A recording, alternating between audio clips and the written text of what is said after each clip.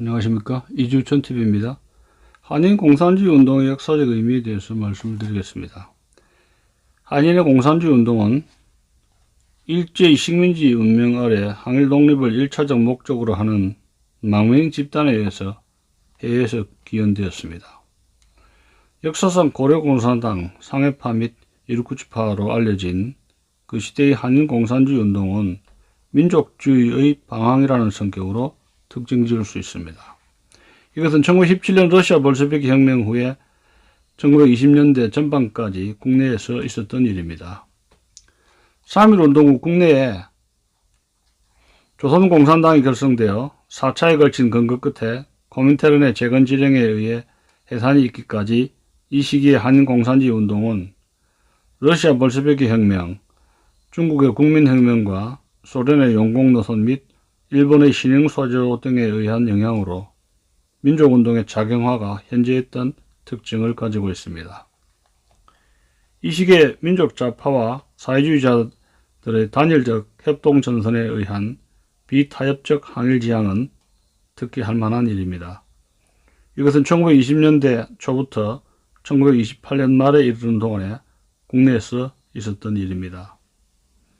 1928년 코민테른의 조선공산당 재건 지령에 의하여 조선공산당이 해산된 후 재건운동 시대에 들어간 한인 공산주의 운동은 국내적으로는 국제노선의 진출과 좌파의 각 파의 경쟁적 재건 공작, 특히 박헌영 콤그룹의 당재건 운동으로 주류를 이뤘으나 모두 좌절되었고, 국외적으로는 일국 일당 원칙의 국제주의에 의하여 만주와 일본 내에 있었던 조선공산당 조직이 중공당 및 일본 공산당 조직에 흡수된 것이 특징적입니다.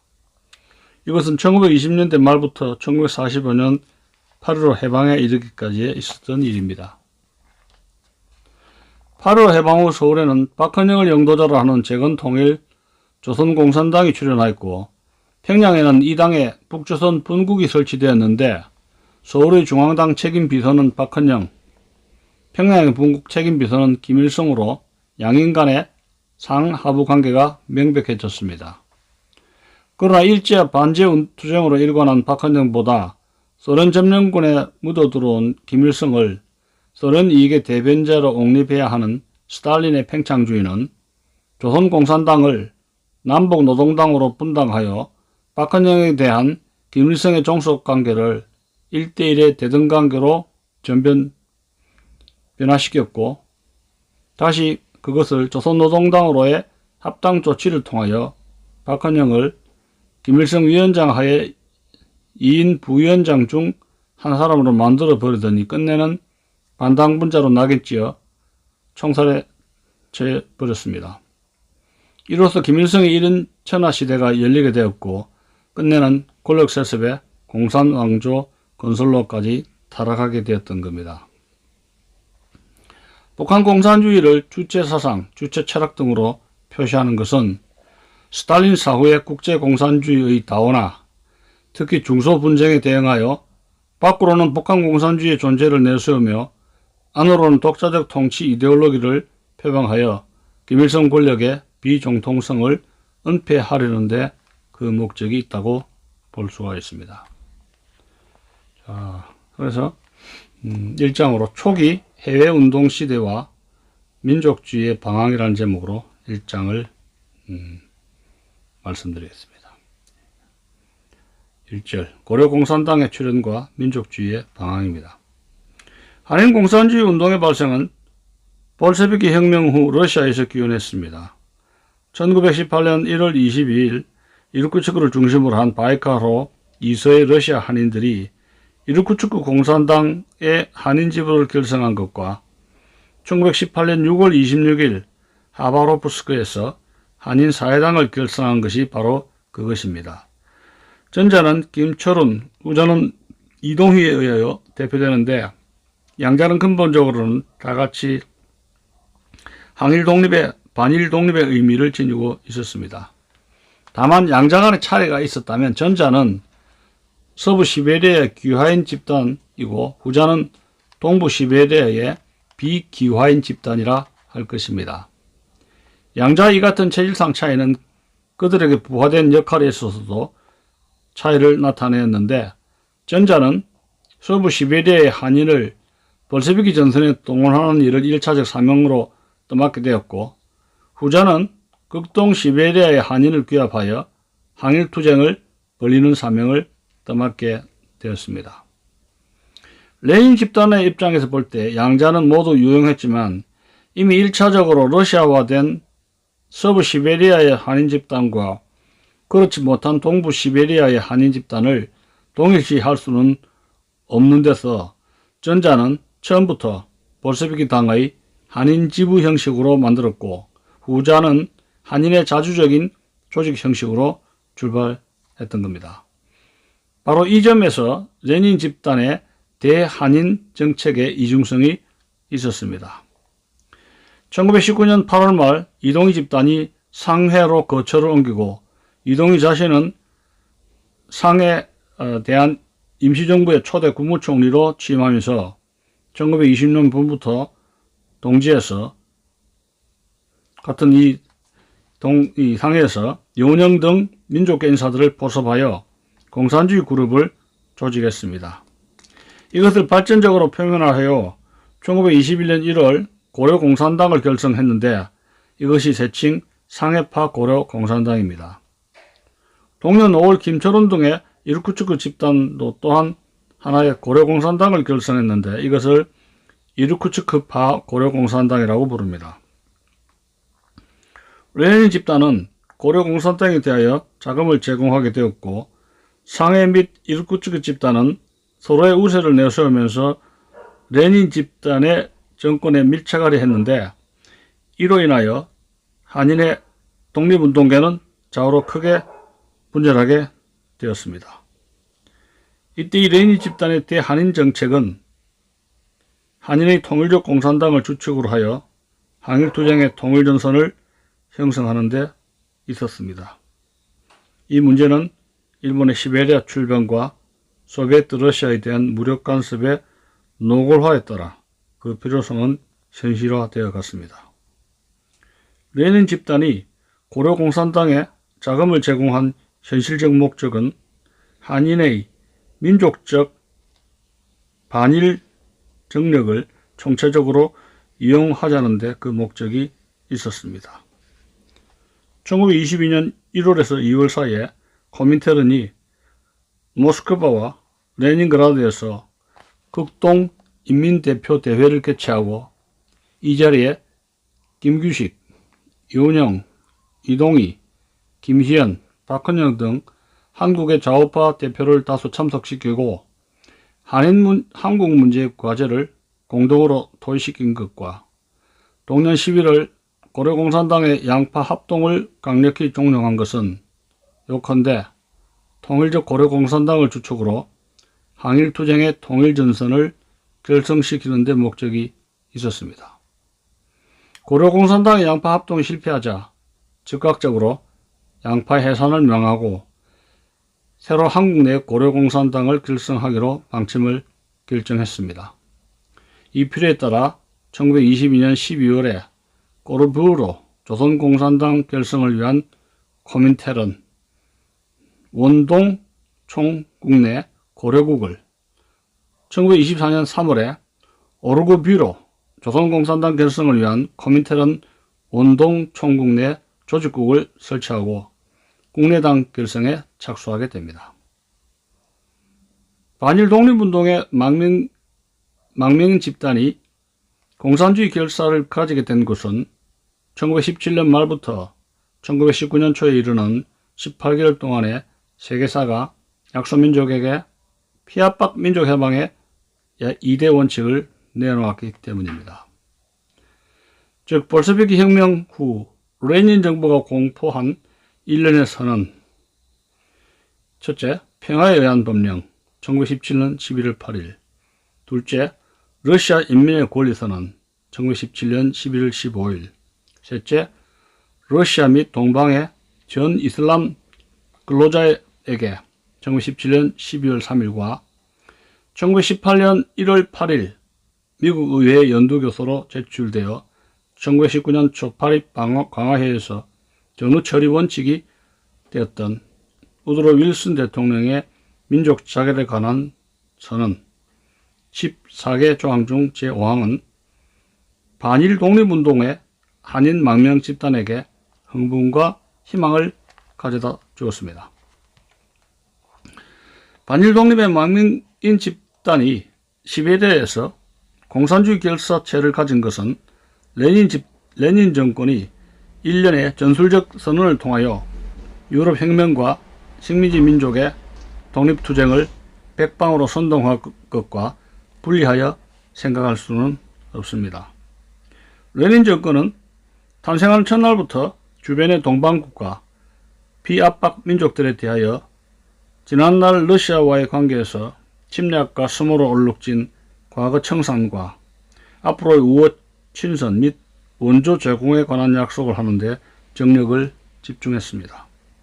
그것은 일련의 민족해방 지원에 관한 전술적 선언뿐만이 아니라 중국에 대한 제정 러시아의 특권을 일체 포기한다는 대중선언을 비롯하여 아프가니스탄에 대한 민족적 독립과 원조를 약속한 러시아 아프가니스탄 조약, 페르시아에 대한 제정 러시아의 제투권 포기와 철군 약속, 터키와의 동양 조약 체결 등 구체적 100여 개의 반제 외교 전략을 펴 나갔던 것입니다. 레닌 정권의 이 같은 정책은 러시아의 주변 국가, 피압박 민족들을 최소한 중립 내지 친러시아적으로 이끌어 가자는 것이며 또한 그들과 서방 강대국과의 관계를 악화시키기 위한 조치였습니다. 이렇게 하는 것은 근거리 목표로서는 취약한 소비에트 러시아의 국가 안전을 위한 것이며 원거리 목표로서는 식민지, 반식민지 민족의 반제 독립운동을 이용하여 세계혁명을 가능케 하려는 것이었습니다. 아무튼 윌슨 대통령의 민족 자결 원칙에 고무되어 독립청원 운동을 백방으로 벌이다가 누구도 상대해주지 않는 비극적 환멸을 느끼게 되었고 또한 거적적 3.1 독립운동마저 일제히 무단 탄압에 의하여 좌절되자 레닌 정권의 열정적 식민지 민족 지원 성명과 촉수에 무감각할 수 없었던 것은 당연한 일이었습니다. 이때 레닌 정권은 그들의 세계정책상의 도구인 코민테른을 통하여 한국의 민족운동자들과 단체를 포섭하려고 온갖 해유책을 벌였던 것입니다. 상해 독립운동계에서 한때 자타 공인의 거물적 존재였던 윤영만 하더라도 그는 본시 기독교인이며 열렬한 민족주의자였으나 코민테른 극동부장 보이틴스키의 권고로 고려 공산당에 입당하게 되었고 보이틴스키의 재정 원조에 의하여 공산당 선언을 비롯한 몇 권의 공산주의 서적을 우리나라 말로 번역 출판한 최초의 인물이 된 것입니다. 그러나 그는 공산당에 가입하게 된 동기를 설명하는 데 있어서 프롤레타리앗 계급투쟁을 목적한 것이 아니라 한국 독립운동의 이익을 위하여 편의상 소비에트 정부와 제휴하는 것이 필요했기 때문이었다는 내용의 진술을 하고 있습니다. 물론 이러한 종류의 진술에 대해서는 논의할 여지가 있다고 하더라도 어쨌든 그 당시 망명지사들 가운데는 독립운동가 가운데서는 독립운동의 방편으로 러시아 소비에트 정부의 힘을 이용해 보려는 생각을 가졌던 사람이 적지 않았던 것도 사실입니다. 고려 공산당의 지도인물 가운데서 공산주의자가 아니라고 생각되는 사람이 있었습니다. 예컨대 상해 고려 공산당수 이동희만 하더라도 그는 독립운동의 수건을 달성코자 유력한 정부의 원조를 얻기 위하여 러시아 소비에트 정부와 손을 잡게 되었다는 데 목적을 두고 공산당원이 되었습니다. 사실 이동희 자신은 공산주의자가 무엇인지 아무것도 모르는 인물이었다고 기록에 나타나 있습니다. 이상의 사실들을 분석해 볼 때 망명인 집단에 의한 초기 한인 공산주의 운동은 민족운동의 방황으로서의 특징을 지니고 있다고 하겠습니다.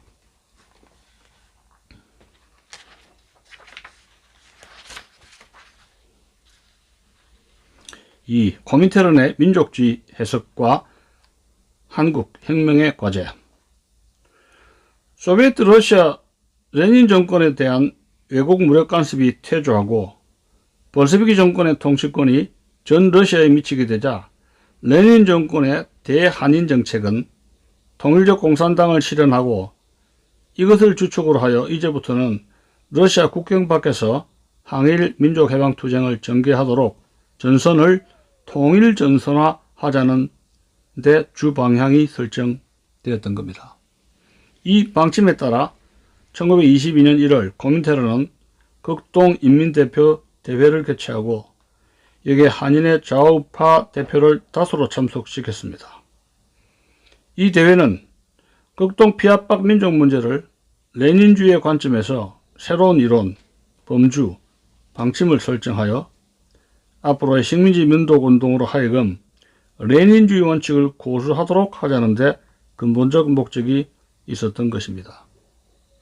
그 1920년 제2차 코민테른 대회에서 채택된 레닌 기조의 민족 및 식민지 반식민지 문제에 관한 태제를 실천적으로 구체화하려는 것이었습니다. 이미 러시아 볼셰비키 당은 1918년 11월과 1919년 11월에 동방제민족 공산주의 조직 전 러시아 대회를 개최한 바 있고 1920년 9월에는 중근동회의, 바쿠회의를 또 1921년 1월에는 러시아 사회주의 연방 소비에트 공화국 터키계 제민족 공산주의 회의를 개최한 바 있었습니다. 이 일련의 회의는 모두 약소민족 문제를 반제 세계혁명에 결부시켰던 겁니다. 즉 동양은 제국주의 부호의 무진장한 원천이며 토대이며 배양토이며 서구혁명이 분쇄되는 경우에 그곳 동양으로 퇴각하려는 것이기 때문에 혁명기지로 확보해야 한다는 것이었습니다.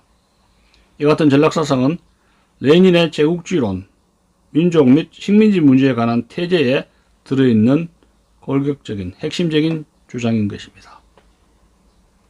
국동인민대표대회는 시간적으로 워싱턴 회의에 대응하려는 것이었습니다.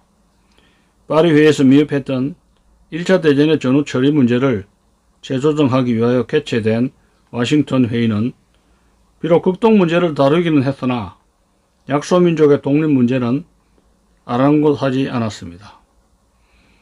우드로 윌슨 대통령의 민족 자결 원칙은 여기에서도 생명을 잃었습니다. 한국의 독립운동가들은 이 회의에 지대한 기대를 걸고 청원운동을 벌였으나 처참하게 무시를 당하고 말았습니다. 이타의 약소민족도 워싱턴 회의에 대한 실망은 컸습니다. 민감한 코민테른 지도자들이 이 문제를 등한히 할 리가 없었습니다. 워싱턴 회의 1921년 11월 12일부터 1922년 2월 6일까지 개최됐는데 이 워싱턴 회의 진행을 주의 깊게 살펴본 코민테른 당국은 동회의에서 성취된 미국, 영국, 프랑스, 일본 등의 4개국 협정을 마침내 흡혈귀 동맹으로 낙인 찍었습니다. 동시에 극동 피압박 민족의 구세주는 오직 공산주의뿐이라는 기치를 한껏 고양시켰습니다. 이것은 서구 열강에 대한 동양 민족의 적의, 특히 일본에 대한 그것을 항의를 선동하는데 아주 적절한 것이었습니다. 극동인민대표 대회를 주재한 주노비에프는 코민테른 중앙집행위원장이며 러시아 볼셰비키 당의 중앙위원입니다. 주노비에프는 개회사와 기조연설을 통하여 대회의 성격과 사명을 강조하는 가운데 제2인터내셔널의 기회주의와 서구 중점주의를 맹공격하고 동방혁명의 아시아 제일주의를 전면에 내세웠던 겁니다. 거기에는 두 가지 의미가 있었습니다. 첫째는 서구혁명에서 제1의적 우위성을 부여했다가 실패하고 난 뒤에 레닌 정권의 선택은 서구에서는 좀처럼 프롤레타리아 혁명이 성공할 것 같지 않으니 소수 동점할 수밖에 없다 하여 동방혁명의 아시아 제일주의를 채택한 것입니다. 둘째는 레닌주의 정수인 독점과 제국주의 및 노동동맹과 식민지 민족운동의 이론을 실천에 옮기자는 것이었습니다. 여기에서 우리는 러시아 볼셰비키 지도자들의 동방혁명에 관한 이론을 길게 소개할 필요는 없습니다. 다만 동방의 민족주의에 대한 레닌주의의 견해가 이 대회에서 여하히 천명되었는가를 알아보는 정도로 족할 것입니다. 주노비에프의 기조연설은 일강 제국주의에 대항하는 반제민족주의 운동에 대하여 코민테르는 사심없는 지원을 아끼지 않겠다고 선언했던 겁니다. 그러면서도 민족주의의 위험성을 경고하고 있습니다. 즉 민족주의의 진보적 사명은 반제 민족해방투쟁에 집중될 따름이며 따라서 단계적인 일치성을 지닐 뿐이라고 했던 겁니다. 이것에 의하면 민족주의는 스스로 역사적 제한성을 가지게 됩니다. 요컨대 그것은 프롤레타리아 혁명을 수행하기 위한 도정에서의 일치적, 단계적 사명을 가지고 있을 뿐이라는 것입니다. 따라서 반제 민족 해방투쟁이 성공한 즉시로 그 사명은 끝나야 하고 사회주의 혁명의 이익에 발전적으로 흡수되어야 한다는 것입니다. 실로 이 같은 민족주의적인 한에 있어서만 코민테르는 사심없이 지원하겠다고 했던 겁니다. 만일 그것이 아니고 오직 자민족만을 위한다는 배타적 맹목적 민족주의는 철저히 분쇄해야 한다는 것입니다. 그 같은 민족주의는 공산주의의 적이며 위험물이라는 것입니다. 소비에트 러시아와의 동맹으로 자국의 프롤레타리아트 혁명을 수행하겠다는 민족주의만이 코민테른의 지원을 받을 수 있는 진보적 민족주의라는 것입니다. 진보적 민족주의라는 것입니다. 아무튼 코민테른 당국은 극동인민대표 대회를 기회로 한국 혁명계의 산란과 무원책의 파생을 막아보려는 의도를 감추지 않았습니다. 상해, 만주, 시베리아, 국내의 재혁명단체에 초청장을 보냈고 여기에는 공산당 관계자들도 주요 인물들은 빠짐없이 포함시켰던 겁니다. 극동인민대표의 참가국은 한국, 중국, 일본, 몽고, 자바, 러시아 등 6개국이었는데 대표 총선은 총 144명입니다. 이 가운데 한국 대표는 22개 단체에 52명입니다.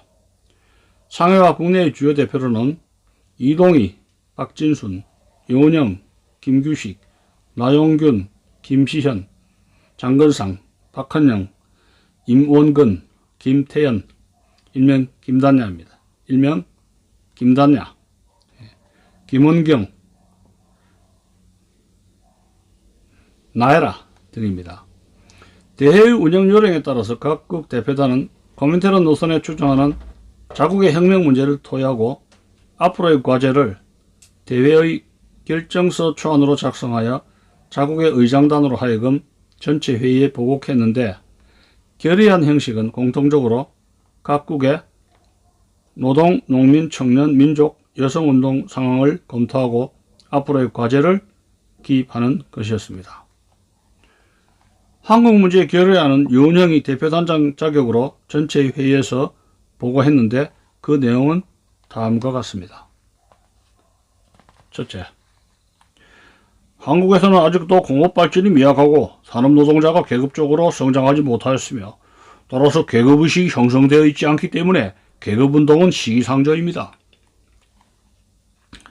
둘째, 한국은 농업국가이며 주민의 압도적 다수가 저수준의 농민이므로 이들에게 영합될 수 있는 공명을 환기시킬 수 있는 민족 독립운동에 주력해야 합니다. 계급운동가들은 마땅히 현 단계에 있어서는 일반 민중이 공명하는 독립운동을 지원해야 한다. 셋째, 상해 임시정부는 명칭만 과대하고 실력이 이에 따르지 못하여 지금까지의 경과에 대해서는 유감스러운 사실이 허다하므로 개혁할 필요가 있다. 이상 한국 문제 결의안은 유물사관에서 말하는 역사 발전의 모먼트 규정과 그에 적응하는 혁명 노선 및 과제의 설정이 들어있으며 이에 있어서 공산당원의 임무가 무엇인가를 제기하고 있다. 이 시기에 한국 공산주의자들의 임무는 민족적 임무로서의 민족해방투쟁을 전개하되 그것은 광범한 민중 지지를 확보한 것이어야 한다는 것이었습니다. 민중은 농민이며 농민은 독립운동에 공명하는 대중이기 때문에 그들 앞에서 계급투쟁을 앞세울 것이 아니라 토지 문제와 농민의 이익에 결부시킨 반일투쟁을 항일투쟁을 전개하라는 것이었습니다. 그러나 이것은 산업노동자가 아직도 주력적인 사회계급으로 성장하지 못한 조건 하에서의 일시적인 임무임을 혼동해서는 결코 안 된다는 것이었습니다. 공산당으로서의 사상적 주체를 견지하면서 혁명 단계에 맞게 행동하라는 것이었습니다. 지금은 항일 독립의 민족운동 단계이기 때문에 온갖 민족적 역량, 부르주아지, 심지어 종교적 파벌과도 협동하되 그것이 무주체적 협동이어서는 안 된다는 경고도 포함되어 있었습니다. 저기 관심을 요하는 사실은 상해임정에 관한 언급입니다. 그 무렵 상해임정은 민족주의, 공산주의의 연합전선이 아니었습니다.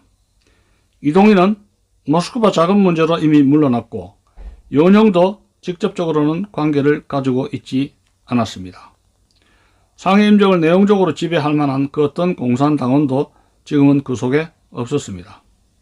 상해임정인 존속하는 한 이 문제를 그대로 방치할 수는 없었습니다. 상해임정의 혼란은 그대로 한국혁명체의 혼란으로 되어 있습니다. 이 사태를 그대로 내버려 두는 경우에는 소위 노령파, 중국파, 구미파, 국내파, 제1파 등등의 파벌투쟁이 증강될 것만 명백한 사실이었습니다. 타쟁으로 무원칙의 소열만 지속하다 보면 반일 독립도 공산주의 혁명도 기대할 것은 아무것도 없습니다. 그렇게 해서 상해임정 문제가 언급된 것입니다. 그러나 코민테른을 전면에 내세우는 레닌 집단의 대안 정책은 성공보다는 좌절과 실패를 기록하게 되었습니다. 고려공산당의 상해 1구측파 양파의 화해와 합당을 권고하여 임시정부 간부 임시연합 간부를 설치하는 동시에 한편으로는 모스크바 극동인민대표 대회를 이용하여 양파의 투쟁은 물론 한국혁명계의 전반적 산란을 방지 구제하고자 가능한 조정과 간섭을 시도했으나 결국 실패하고 말았습니다. 1922년 11월 베르네우진스키에서 개최된 고려공산당 연합대회의 실패와 23년 1월에서 6월에 상해에서 개최된 상해 국민대표자 대회의 실패는 그러한 실증적 사례라고 할 것입니다. 레닌 집단의 대안 정책은 전환기로 이행합니다. 그것은 종래의 망명인 집단의 공산당을 취소하고 국내당을 결성하여 한인의 항일민족해방투쟁을 국내로 집중시키게 되었음을 말하는 것입니다. 이 필요에 따라 블라디보스톡의 꼬르뷰로, 코민테른 원동 총국 산하 조선공산당 결성을 위한 고려국가 그 후신인 오르그뷰로를 설치하고 조선공산당 결성을 위한 국내 공작에 들어갔던 것입니다. 해외에서의 초기 한인 공산주의 운동은 공산주의에 관한 확고한 사상과 이론을 가지고 주체적으로 전개한 것이 아니라 레닌 정권의 대한인 정책 내지 코민테른의 소비에트 정권 옹호를 위한 근거리 단기 목표에 이용된 민족주의의 방황이었던 겁니다. 볼셰비키 혁명의 승리와 유약한 소비에트 정권의 부진은 레닌 집단과 레닌 정권과 코민테른의 사활을 걸었던 단기 목표였습니다. 만 5년 동안의 적군과 백군과의 내전과 외국 무력 간섭 끝에 마침내 시베리아 해방까지를 실현했던 겁니다. 이 기간에 적지 않은 한인이 혹은 공산당원으로 혹은 적군의 무장 인원으로 소비에트 방위 전선에 동원되었습니다. 이들의 대부분은 비록 의식분자임을 자처했다 하더라도 볼셰비키 혁명의 본질에 공명했다는 이보다는 대구 러시아의 새로운 세력에 기대를 걸었던 겁니다. 그들에게는 일제 침략에 의한 망국의 비운이 없었던들 소비에트 방위전선에 가담하지는 않았을 것입니다. 한인의 볼셰비키 전선 가담은 일제 침략에 대한 일종의 반동이라고 보아야 할 것입니다. 레닌 정권은 바로 이 같은 항일 독립의 민족적 에너지를 총체적으로 이용하기를 원했던 것입니다. 당장 그가 종교활동가이건 부르주아이건 가릴 것 없이 항일 민족운동자인 한에 있어서는 소비에트 방위전선에 유용한 역량으로 이용했던 겁니다. 그러나 1923년 초부터 레닌 집단의 대한인 정책은 중대한 전환을 단행했습니다. 즉 1922년 말에 고려공산당의 해체와 1923년 초에 오르뷰로의 설립 조처가 바로 그것이었습니다. 대부분의 기록은 고려공산당의 해산 조치가 양파의 대립투쟁에 전적인 책임이 있는 것으로 말하고 있습니다. 그러나 이보다도 시베리아 사정의 변화에 따르는 레닌 정권의 정책 변화에 더 큰 이유가 있었다고 보아야 합니다. 5년간의 고투 끝에 시베리아 전역을 장악하게 되고 일본의 시베리아 출병군도 전면 철수함으로써 볼셰비키 정권의 통치권은 전국으로 확대되었습니다. 1922년 말에 극동공화국의 발전적 해체 및 그 판도에 레닌 정권의 인계와 때를 같이하여 고려공산당은 해체되고 말았습니다. 이것은 결코 우연의 일치로 돌릴 사실은 아닙니다. 러시아 내 한인의 유용성은 이제부터는 항일 투쟁의 민족적 정력으로서가 아니라 소비에트 건설의 인적 자원으로 그 가치가 전환되고 말았던 겁니다. 이 문제는 러시아 한인의 소비에트화 단계를 등장시켰던 겁니다. 역사적으로는 한인의 제2차 러시아화를 뜻하며 현실적으로는 러시아 내 한인들에 대한 레닌주의적 정복과 지배를 뜻합니다. 그래야 이제부터는 순수 민족주의의 불순성이 지탄되고 전통적 민족주의의 청산이 자기 발전의 투쟁 과업으로 제기되었습니다. 이런 마당에서는 고려공산당이 민족적으로 독립하여 존재할 필요는 없었던 것이죠. 소비에트화의 국가 사업을 수행하는 보조기관으로서 볼셰비키당 조직 내에 자그마한 일개 부서를 유지하면 족한 시대가 온 것입니다. 이와 같이 역사의 진행에 따라 볼셰비즘의 본성과 정책의 발전이 결국 민족주의 지향과 억제의 기능을 동시에 드러내게 되었습니다. 항일 독립을 소비에트화보다 우위에 올려놓으려는 민족주의 분자들은 벌써 볼셰비키의 온정적 대우를 이제는 받을 수가 없게 되었습니다. 항일 민족 독립운동가들에게 자금과 무장이 제공되었던 시대는 이미 과거지사가 되고 말았던 겁니다. 고려공산당이 파쟁의 불결성과 무원칙에 의하여 해산 조치를 당했다기보다는 민족주의적인 지향이 볼셰비키 정책에 의하여 폐쇄당한 것이라 볼 수 있습니다. 고려공산당은 결코 순수 공산주의자들의 결집체가 아니라 배타적 민족주의, 개인영웅주의, 부르주아 민족주의 분자들의 오물이 혼탁된 사이비 당이라는 규탄이 계획적으로 성토되는 시대가 왔습니다. 그리하여 소비에트화에 충실하고 소비에트 러시아를 조국으로 간직할 수 있는 정신의 소유자 내지 사상의 실천가만이 진정한 공산당원이라는 시대가 도래한 것입니다. 소비에트화의 전개와 더불어 고려공산당의 폐지 조치를 취한 데는 또 다른 객관 정세의 압력도 있었습니다. 소비에트 러시아는 일소 복교에 의한 자국의 안전을 희구하여 일본에 도발 구실을 주지 말자는 속셈을 가지고 있었습니다.